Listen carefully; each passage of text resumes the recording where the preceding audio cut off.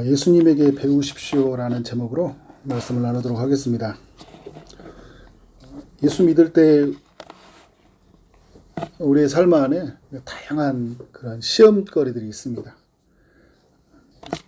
사단이 우리 안에서 또 시험을 주기도 하고, 또 사단이 여러 사람들을 충동해서 우리로 하여금 시비를 걸 때가 있어요. 왜 믿냐? 이렇게 무엇 때문에 예수 믿냐? 뭐 이렇게 이런 질문부터 이제 던지는데, 그냥 이렇게 신앙이 궁금해서라기보다는 우리가 믿는 거를 무너뜨리기 위해서 그렇게 시험하는 사람들 있죠. 믿는 사람인데 왜 이렇게 행동하냐? 왜 이런 말을 하냐? 우리가 뭔가 실수했던 부분들을 가지고 뭐 책잡기도 하고, 또 우리가 이제 늘 하던 행동이 있잖아요.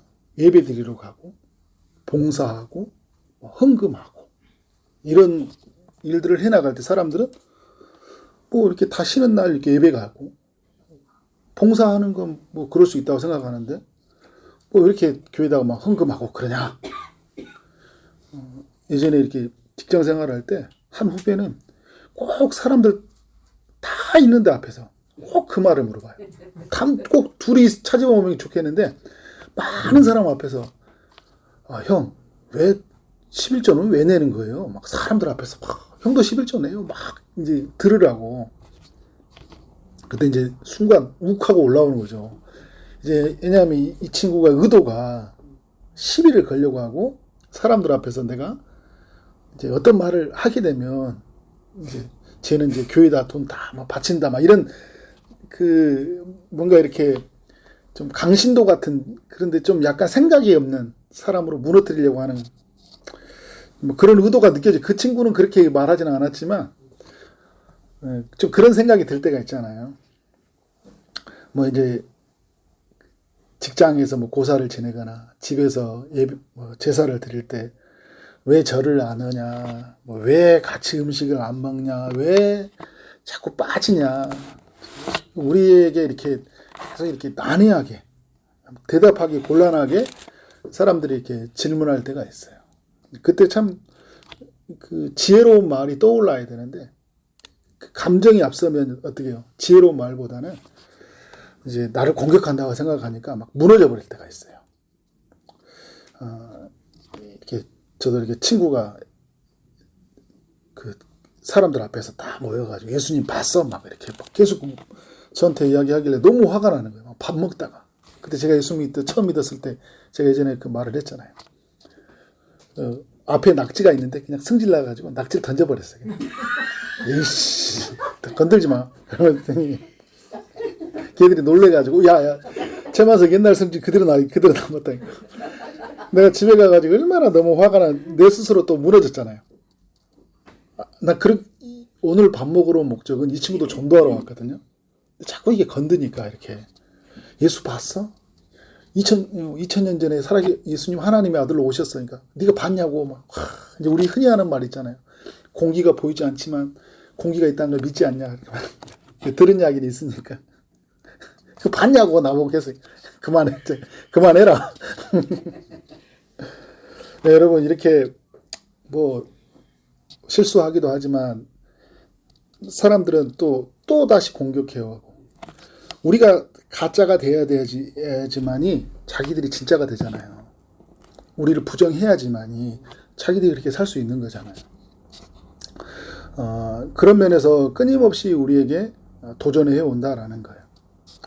근데 그때마다 우리가 어떻게 해야 되냐? 성경이 이렇게 기록되어 있고 예수님이 이 땅에 오셔서 3년 반 동안 공생에 살아갔던 이야기들을 들려주는 건 뭐냐면, 예수님에게서 배우라라는 거예요. 우리가 예수님처럼 살 수는 없잖아요. 그러나 예수님이 우리에게 보여주시고자 하는 메시지가 있어요. 그리고 예수님이 보내신 성령을 힘입을 때 우리는 어떻게 살 수 있어요? 예수님의 모습처럼 우리가 살 수 있는 거예요. 예수님처럼 완전히 살 수는 없지만 예수님이 보이셨던 삶의 원리를 따라서 우리가 살아갈 수 있다. 오늘도 말씀을 보면 사람들이 어떻게 해요? 예수님을 책 잡아서 무너뜨리려고 왔잖아요. 13절에 보니까 그들이 예수의 말씀을 책 잡으려 하여, 예수님이 하셨던 말들을 뭔가 꼬투리를 잡아서 무너뜨리려고 왔다라는 거예요. 예수님은 말려들었습니까? 안 말려들었습니까? 안 말려들었어요. 이게 여러분 중요해요. 우리에게 누군가가 왔을 때 이거는 영적인 싸움이라고. 이 사람이 말하는 게 아니라 악한 영이 충동해서 우리를 무너뜨리려고 하는 거죠. 이 사람이 의도적으로 어떤 악한 마음을 가져올 수도 있고, 또 이 사람은 아주 가벼운 말인데 사탄이 충동질하다 보니까 내가 너무 크게 들릴 수 있잖아요. 그때 말려들지 않아야 된다. 예수님은 어떻게 해요? 말려들지 않았어요. 오늘 말씀이 있기 전에도 왜 죄인들과 세리들과 함께 있냐? 왜 식사를 하냐? 이런 부분으로 늘 시비를 거는 거예요. 왜냐하면 유대인들은 정결법에 따라서 그들과 같이 식사를 안 하잖아요. 교제를 안 하잖아요. 구별되었다 생각하거든요. 이것이 거룩이라고 생각했어요.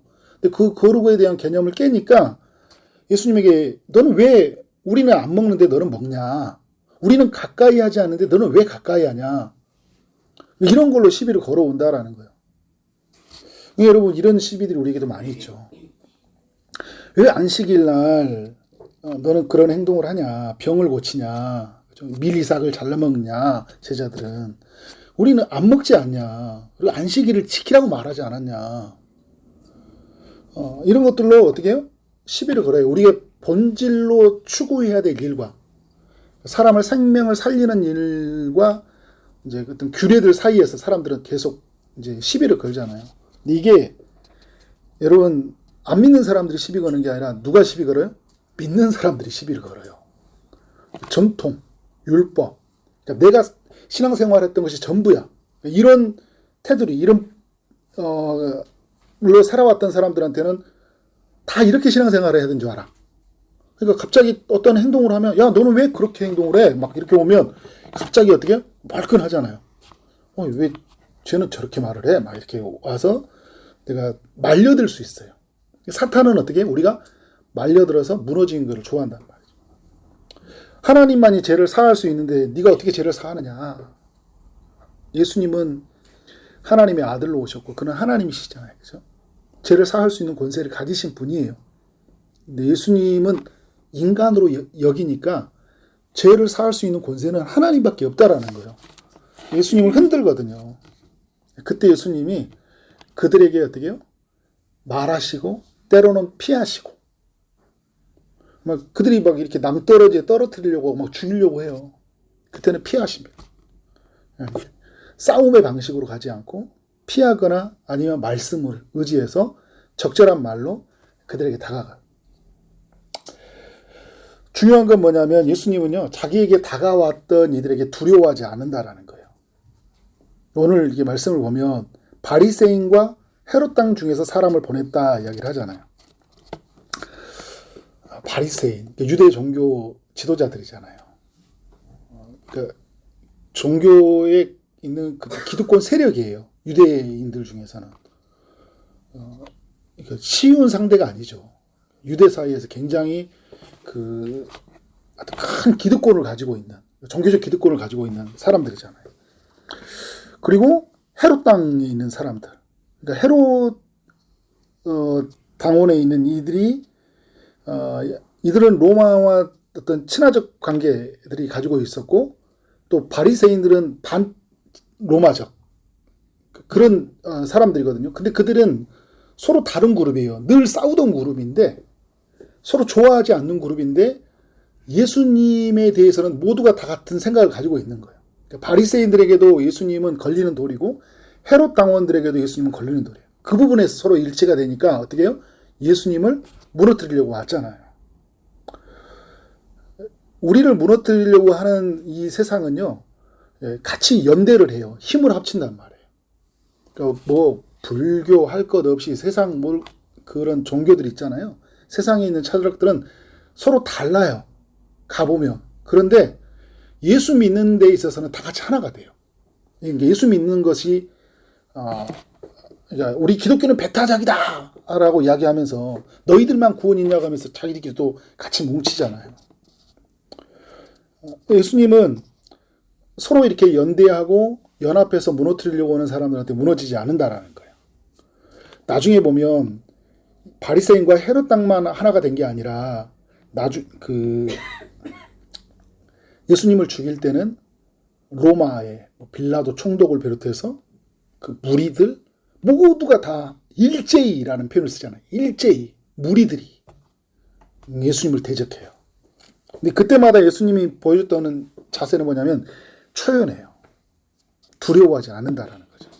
그러니까 여러분, 세상이 우리를 무너뜨리려고 할 때 그 초연한 자세가 필요해요. 여러 힘을 다할 때. 그러나 그들이 아무리 같이 연합하고 힘을 모은다고 해도 우리 하나님보다는 힘이 약한다.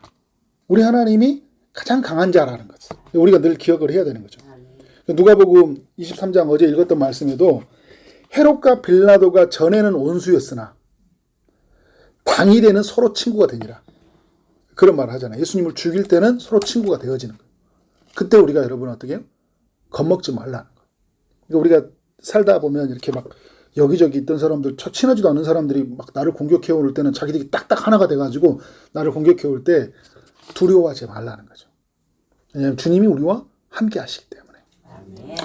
마태복음에 보면 그 11장에 수고하고 무거운 짐 자들아 다 내게로 오라 내가 너희를 쉬게 하리라고 그러잖아요. 우리가 무거운 율법의 멍에를 지고 살아가는 우리가 쉼을 얻을 수 있는 것은 예수님밖에 없다라는 거예요. 예수님 오라는 거예요. 예수님 뭐라고 하냐면 나는 마음이 온유하고 겸손하니 나의 멍에를 메고 내게 배우라 이런 말을 해요. 근데 여러분, 이 보통 짐승에게 멍에를 맨다고 할 때는 그 당시에는 두 마리가 이렇게 두 개의 예를 들어서 짐승이 멍에를 함께 같이 매는 거예요. 그런 이미지예요. 그러니까 예수님이 뭐냐면 너 혼자 짐을 지지 말고 이제 나와 함께 짐을 지자라는 거예요. 이 말은. 그래서 여러분, 우리가 가는 길은 뭐냐면 우리 혼자 무거운 짐을 지고 가는 삶이 아니라 주님과 함께 가는 짐을 지고 가는 삶인데 이 짐은 어떤 짐이에요? 율법의 멍에를 지고 가는 짐이 아니라 주님이 우리 가운데 주셨던 사명, 부르심, 하나님의 뜻을 이루시고자 하는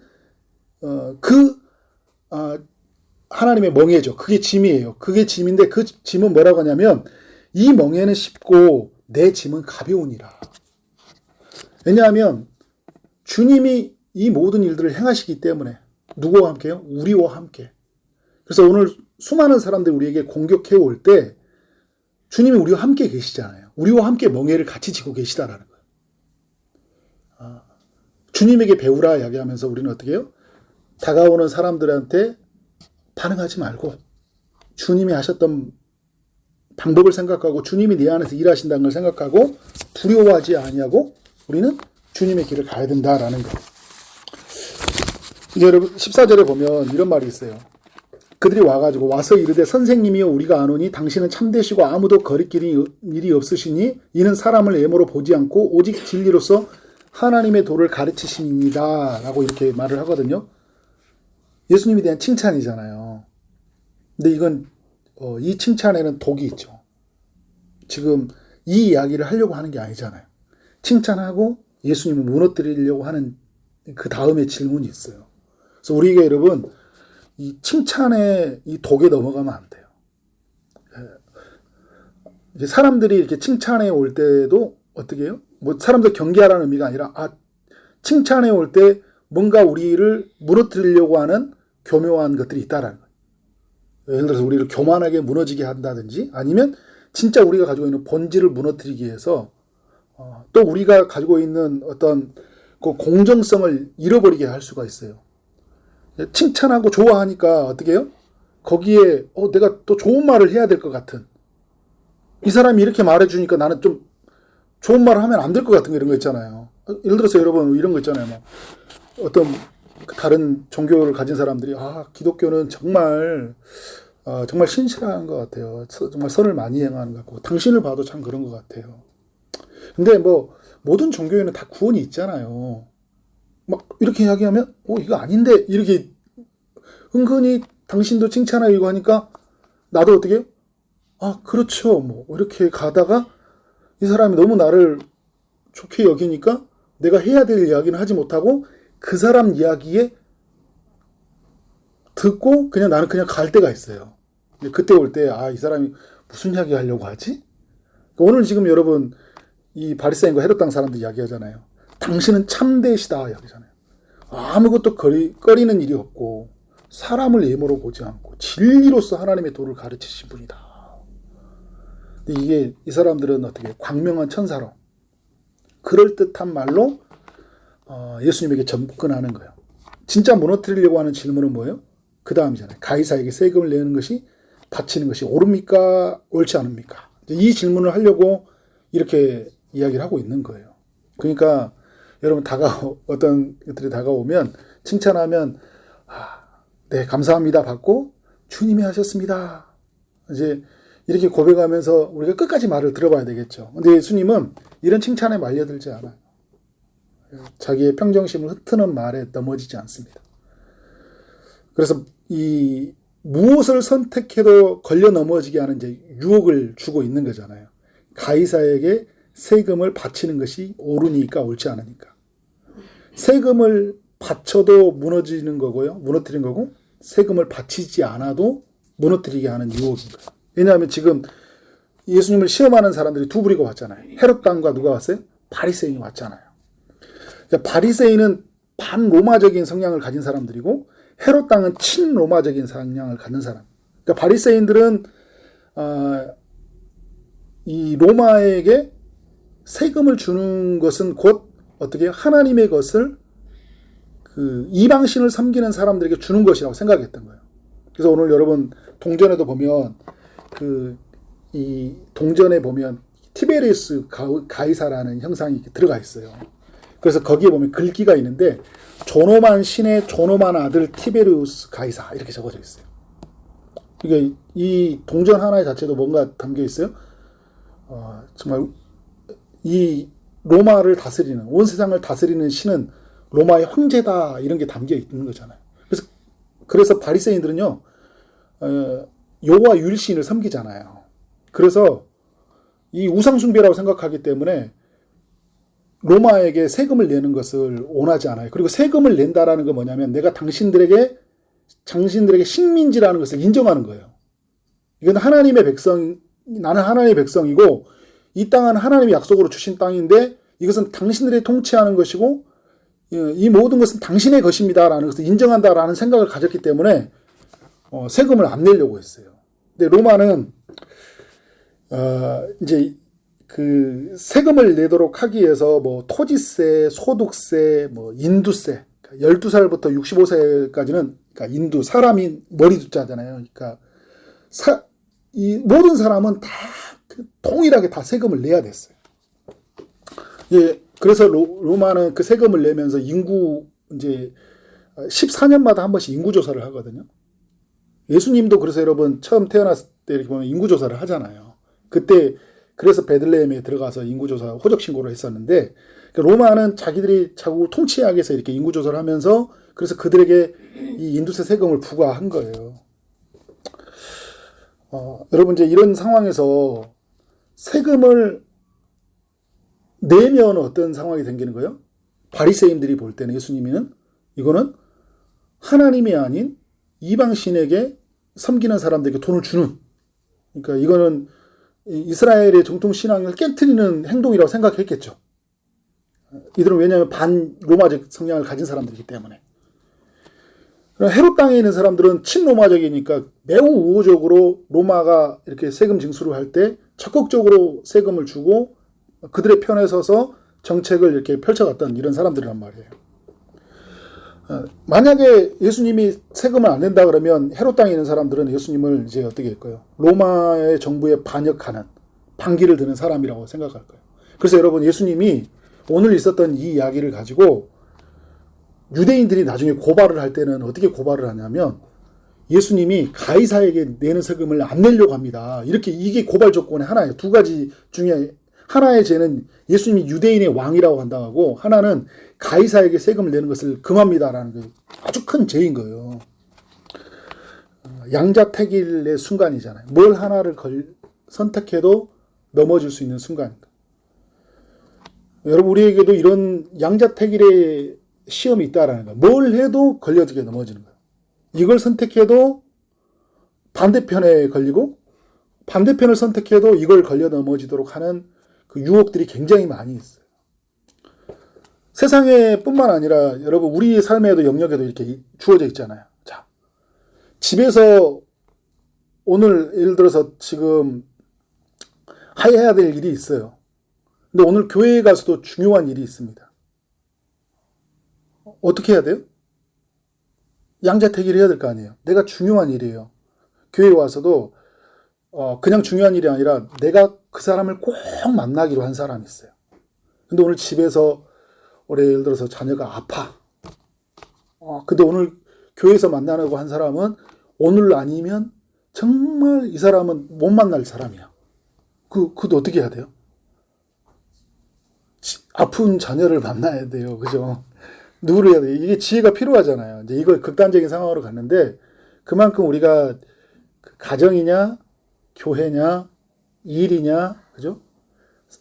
이 사회생활, 사회에서 참여해야 될 일과 교회에서와의 이런 여러 가지 일들에 우리에게 선택의 기로에 설 때가 있다라는 거죠. 많은 일들을 우리가 겪잖아요. 우리에게 양자택일이라는. 오늘 예수님은 우리에게 뭘 보여주냐면 양자택일이 아니라 제3의 선택을 하고 있는 것을 우리에게 보여주고 있죠. 그래서 오늘 예수님에게 배우라라는 건 뭐냐면 이렇게 말려들게 하는 속에서 예수님이 어떻게 하셨냐라는 것을 우리가 집중해야 되겠죠. 15절에 보니까 예수님은 의도를 아시잖아요. 우리가 바칠까 말릴까 한데 예수께서 그 예식함을 아시고 그들의 그 이선적인 모습을 안 거예요. 왜 그들이 질문을 하는 의도를 알고 있었던 거예요. 어찌하여 나를 시험하느냐. 데나리온 하나를 가져다가 내게 보이라 하시죠. 가져오니까 이제 어떤 모습입니까? 16절에 형상과 이 글이 누구의 것이냐 이르시되 가이사의 것입니다 라고 이야기를 하고 있어요. 그러니까 예수님은 이들의 계략에 넘어지지 아니하고 이 다가오는 이들에게 어떻게 해요? 싸우는 방식이 아니라 차분하게 그들을 대응하는 방식으로 나가잖아요. 그러니까 우리를 무너뜨리려고 할 때 우리가 싸우는 방식이 아니라 그리고 그들의 의도를 정확하게 파악해서 우리가 잘 대응하는 것도 굉장히 중요하겠죠. 그리고 우리의 사단이 끊임없이 우리를 충동질하기 때문에 교회냐, 뭐 세상이냐, 가정이냐라는 그 수많은 기로에 서 있을 때 어느 한쪽을 부정해 버리려고 하고 할 때마다 어떻게 해요? 우리의 마음을 차분하게 그리고 나를 시험하려고 하는 의도가 무엇인지를 정확하게 판단해서 우리가 알 필요가 있는 거예요. 예수님이 그들에게 이제 대답을 할 때 어떻게 대답합니까? 질문으로 대답하는 거예요. 그들이 가지고 있는 걸 가지고 와가지고 어떻게 하고 있습니다. 이 형상과 이 글이 누구의 것이냐. 그러니까 그들이 가이사의 것입니다. 라고 대답을 하잖아요. 여러분 우리가 그 논리가 부족하면 이제 누군가가 이렇게 우리에게 신앙생활을 이제 도전해 올 때 우리가 막 대답할 수 없는 상황이 있어요. 물론 정확한 대답이 있지만 그 정확한 대답을 해주면 싸우자가 하는 것이 될 수 있으니까 그렇다고 해서 여러분 뭐 두려워서 피하는 건 아니잖아요. 그렇지만 진짜 우리가 해줘야 될 말을 하기 위해서 어떻게 해요? 유연하게 하고 질문을 던져보는 거죠. 그러니까 이단들도요. 저도 이렇게 예전에 이렇게 보면 전도를 이렇게 해보면 막 여호와의 증인이다, 막 신천지 하나님의 교회다 이렇게 보면 그들이 해야 될 말이 있어요. 특히 교회 기독교에게 왔을 때는 그들이 던지는 질문들이 막 이렇게 있어요. 그러면 이제 그 질문에 우리는 계속 답을 해야 되는 거예요.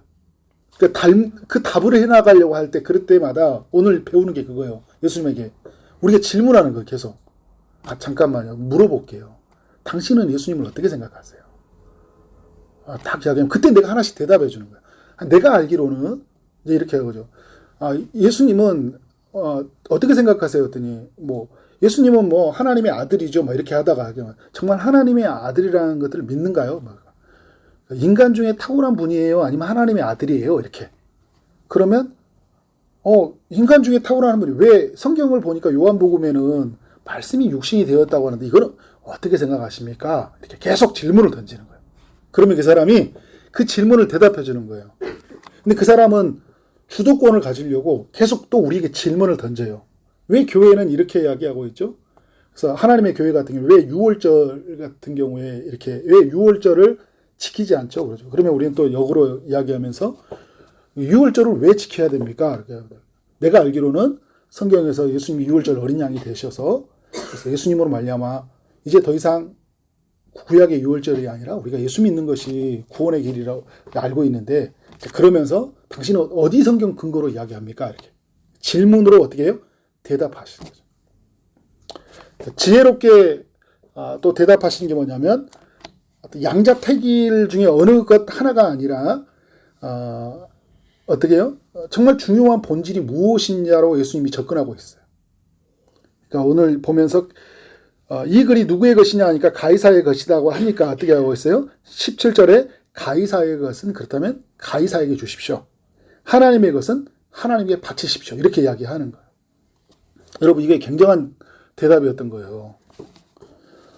왜냐하면 이 사람들에게 있어서 두 가지가 다 했던 건 뭐냐면 예수님은 다 말하는 거예요.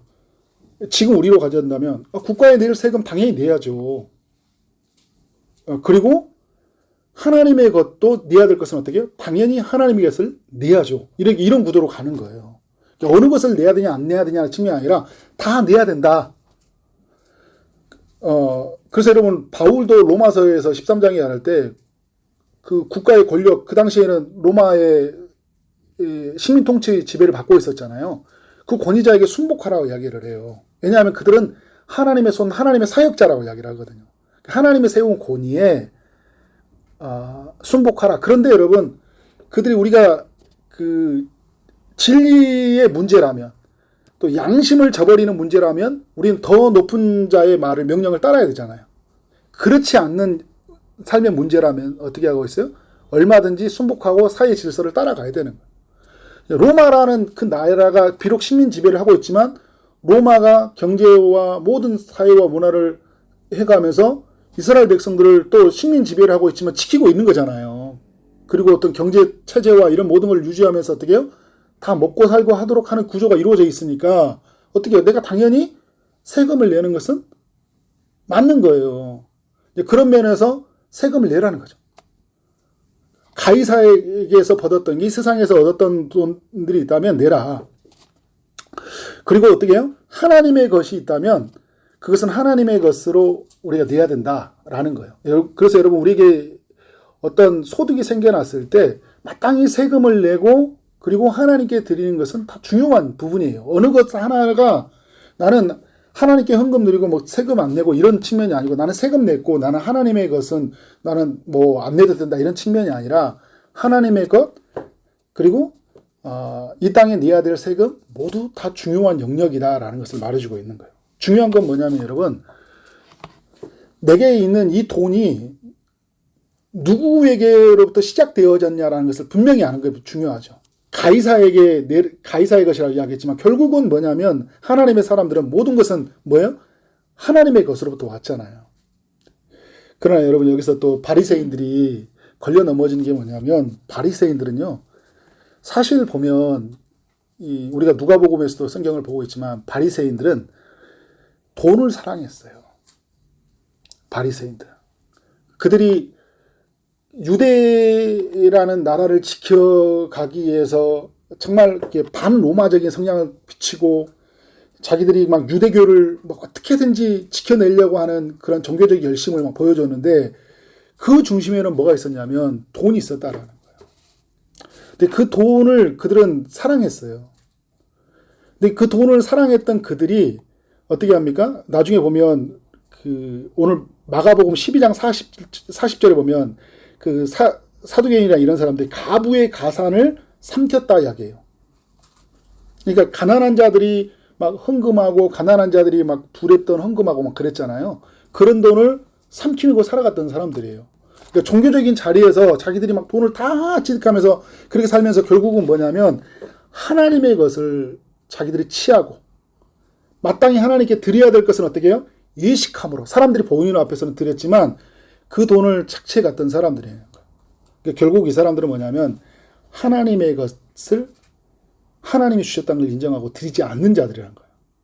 근데 이게 여러분 어떻게 예수님은 이 이야기를 통해서 바리새인들의 모습을 고발하고 있는 거예요.